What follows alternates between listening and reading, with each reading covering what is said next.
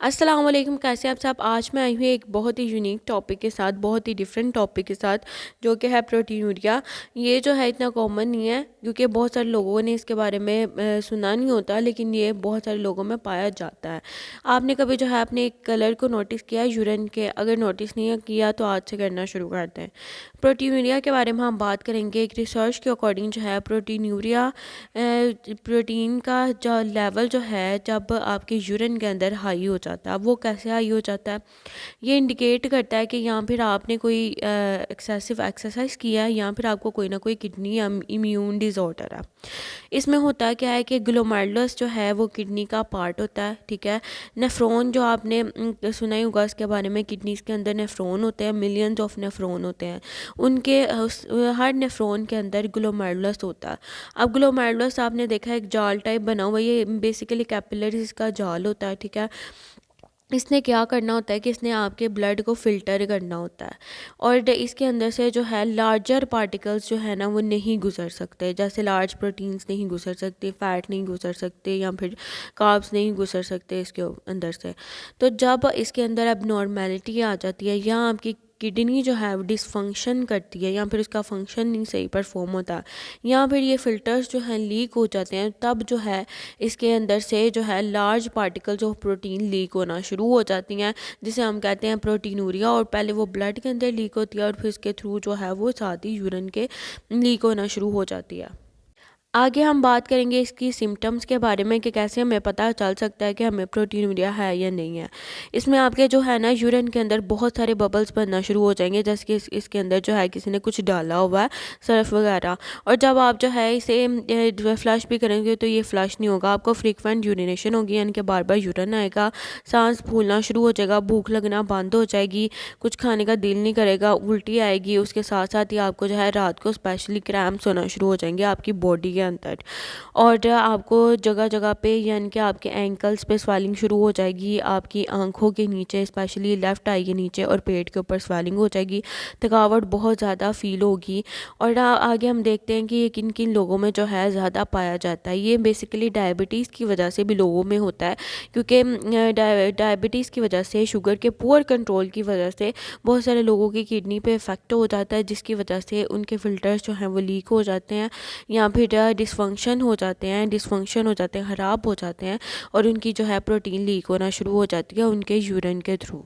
उसके साथ साथ ही जो है जिन लोगों का हाई बीपी रहता है, यानी कि वो अपने बीपी को कंट्रोल नहीं रखते, ना ही उसकी रेगुलर मॉनिटरिंग करते हैं, तो उसकी वजह से भी किडनीज पे प्रेशर पड़ता है, जिसकी वजह से वो प्रोटीन को लार्ज अमाउंट में रिलीज़ करना शुरू कर देती है आपके ब्लड और यूरिन के अंदर। इसके साथ साथ ही उन लोगों में, उन प्रेग्नेंट औरतों के अंदर जिन औरतों को प्री क्लासमिया का इशू है, यानी कि जिन औरतों का प्रेगनेंसी के दौरान बहुत ज़्यादा बीपी रहता है, उन औरतों में भी जो है प्रोटीनूरिया होने के चांसेस बहुत ज़्यादा होते हैं। अब आगे हम बात करेंगे ऑटोम्यून डिज़ॉर्डर क्या होता है। जिन लोगों को ऑटोम्यून डिज़ॉर्डर भी होता है या फिर डिज़ीज़ भी होती है, उन लोगों में भी जो है ये पाया जाता है। ऑटोम्यून डिज़ीज़ क्या होती है? इसके अंदर आपका जो इम्यून सिस्टम है वो अपने ही सेल्स के जो है खिलाफ फाइट करना शुरू कर देता है, एंटीबॉडीज़ बनाना शुरू कर देता है, जिसकी वजह से वो एंटीबॉडीज़ जो हैं वो आपके ही सेल्स को डैमेज करना शुरू कर देती हैं और प्रोटीन लीक होती है। और इसके साथ साथ ही बहुत सारे लोग ऐसे हैं जिन लोगों को जो है डिहाइड्रेशन की वजह से प्रोटीनूरिया होता है, जिन लोगों का वाटर इनटेक बिल्कुल नहीं होता है।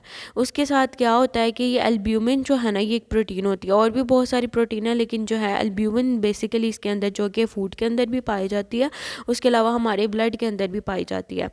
अब एल्ब्यूमिन जो है ना वो दो कामों के लिए रिस्पॉन्सिबल है। एक तो वो मेडिकेशन के इफ़ेक्ट के लिए रिस्पॉन्सिबल है, यानी कि वो मेडिकेशन को बाइंडिंग साइड देती है ताकि वो आपकी बॉडी के अंदर एब्जॉर्ब हो सके। और दूसरा जो है ये हमारे वाटर बैलेंस को मेंटेन रखती है। जब आप जो है वाटर बैलेंस को मेंटेन नहीं रखते हैं, वाटर इनटेक नहीं करते, तो ये प्रोटीन को लीक करना शुरू कर देती है। उसके साथ साथ ही किडनीज आ जाती हैं। किडनीज के अंदर आपके अगर कोई स्टोन है तो वो ऑब्स्ट्रक्शन पैदा करते हैं, यानी कि रुकावट पैदा करते हैं, जिसकी वजह से उसके जो है फ़िल्टर्स लार्ज अमाउंट में जो है प्रोटीन लीक करना शुरू कर देते हैं। उसके साथ साथ ही जो लोग टीन एज हैं या यंग एज के लोग हैं, वो फास्ट फूड का जो है कंजप्शन बहुत ज़्यादा करते हैं।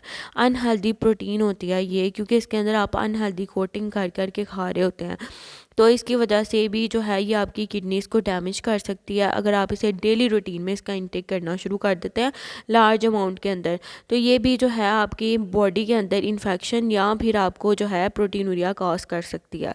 उसके अलावा कैंसर किसी भी किस्म का, अगर आपको किडनी का कैंसर है या हार्ट की कोई प्रॉब्लम है, उसके साथ साथ ही अगर आपको या फिर आपके सेल्स के अंदर कैंसर है आपकी बॉडी के अंदर, जैसे हम माइलोमा भी कहते हैं, आपके जो है मसल्स के अंदर कैंसर है, तो उसकी वजह से भी आपके मसल्स के अंदर से प्रोटीन लीक हो सकती है। ये भी इसकी बहुत बड़ी वजह है।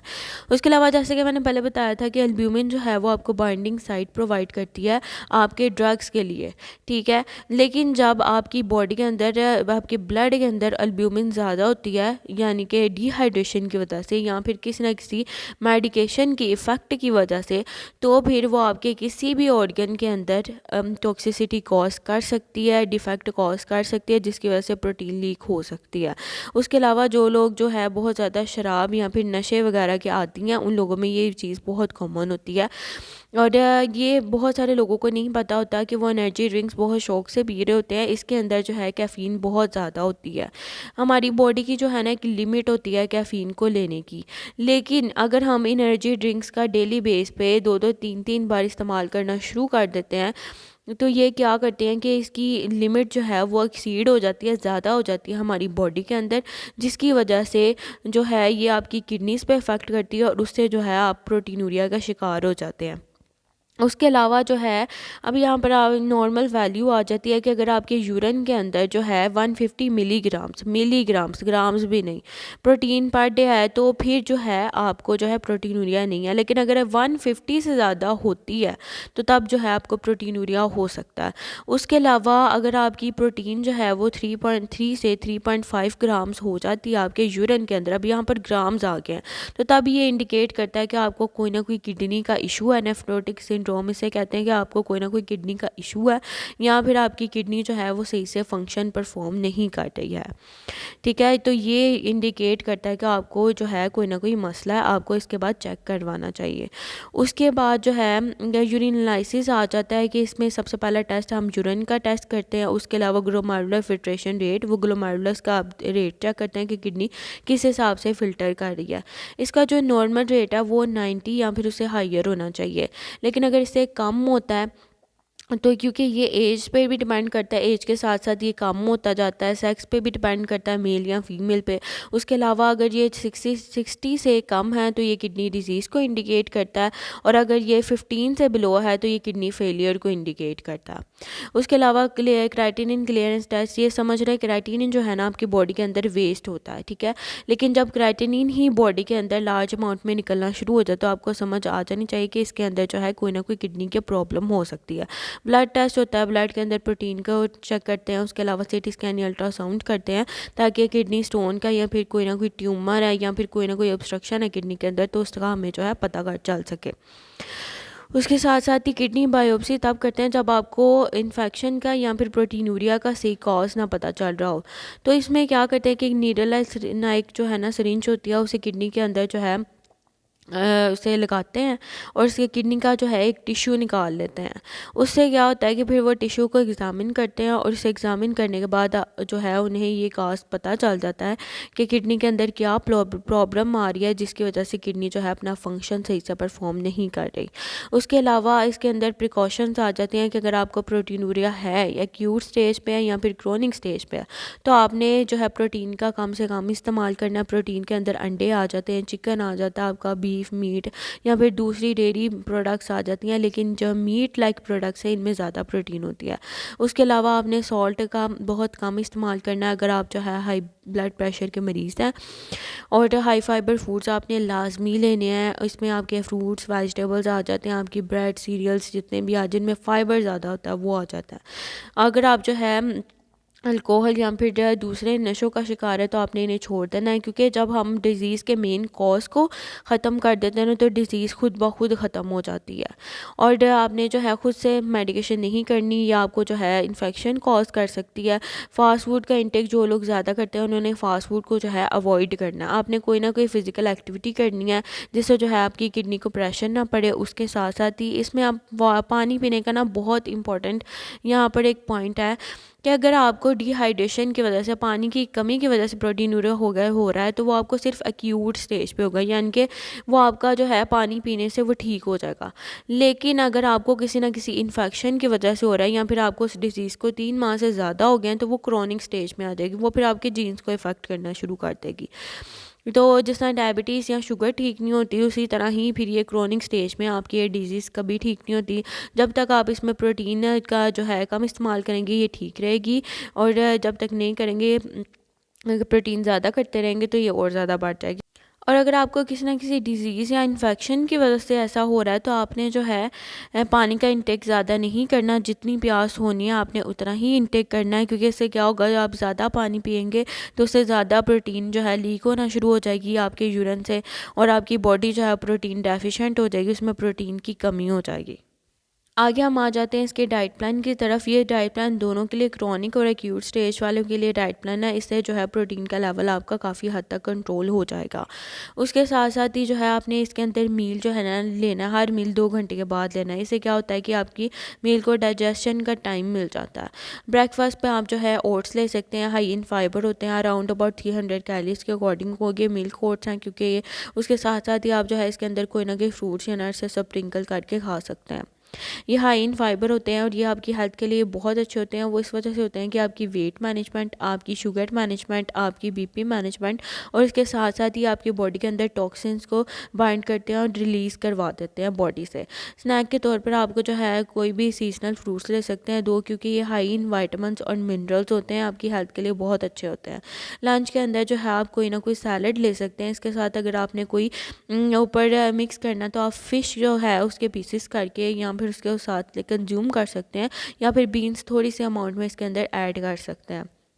दूसरा जो है स्नैक 2 के अंदर आप जो है इसके अंदर लो फैट योगर्ट ले सकते हैं। और डिनर के अंदर आपने रोटी खानी तो 6 इंच की आप रोटी होनी चाहिए, और हाफ़ प्लेट आपके जो है राइस होने चाहिए। पोर्शन साइज़ को आपने मेंटेन करके खाना है। और उसके साथ साथ ही आप कोई भी सैलड लाजमी आपने खाने के साथ लेना है। आप गाजर ले सकते हैं, मूली ले सकते हैं, या फिर जो आपको सैलड पसंद है उसे ऐड कर सकते हैं। सैलड में कोई रिस्ट्रिक्शन नहीं है। स्नैक 3 के तौर पर जो है आप कोई भी लो फैट मिल्क ले सकते हैं, ठीक है। और उसके साथ साथ ही जो है आपकी जो नट्स ले सकते हैं। इसका मतलब ये नहीं है कि मैंने नट्स कहा तो आप जो है हर नट्स को मुट्ठी भर के लेना शुरू कर दें। नट्स मिक्स हों, चाहे एक टाइप के नट हो, उसमें आपने क्या करना है कि एक हैंडफुल ऑफ नट्स आपने साथ कंज्यूम करना है। ये भी जो है बहुत अच्छी हेल्दी फैट की सोर्स होते हैं और आपकी हेल्थ के लिए बहुत अच्छे होते हैं। और इसमें आपने अगर मीट कंज्यूम करना है या फिर प्रोटीन कंज्यूम करनी है, तो आपने लीन मीट लेना है, और वो भी आपने हफ्ते में एक बार अपने पाम साइज़ के अकॉर्डिंग, सर्विंग के अकॉर्डिंग जो है वो आप कंज्यूम कर सकते हैं, इससे ज़्यादा नहीं। और इसके साथ साथ ही जब आपका प्रोटीन का लेवल जो है कंट्रोल में आ जाए, तो आपने हर 6 माह के बाद जो है अपने टेस्ट करवाना है। उसमें आपने यूरिन का टेस्ट करवाना है, ताकि आपको उसमें प्रोटीन का पता चल सके। उसके साथ साथ ही आपने ब्लड का टेस्ट भी लाजमी करवाना है। और जिसने मेरे चैनल को अब तक सब्सक्राइब नहीं किया, वो मेरे यूट्यूब चैनल पर जाके मुझे सब्सक्राइब कर दे, लाइक कर दे, शेयर कर दे, और मुझे इंस्टा, एफबी और टिकटॉक पे भी फॉलो कर ले, ताकि मेरे आने वाली हर इन्फॉर्मेटिव वीडियो आप तक पहुँच सके। और बेल आइकन का बटन आपने दबाना नहीं भूलना, क्योंकि इसमें बहुत मेहनत लगती है मुझे हर पिक को इकट्ठा करने में, फिर उसे एडिट करने में, फिर आपके लिए जो है एक कंटेंट बनाने में, ताकि आपको इन्फॉर्मेशन और नॉलेज मिल सके। Thank you so much.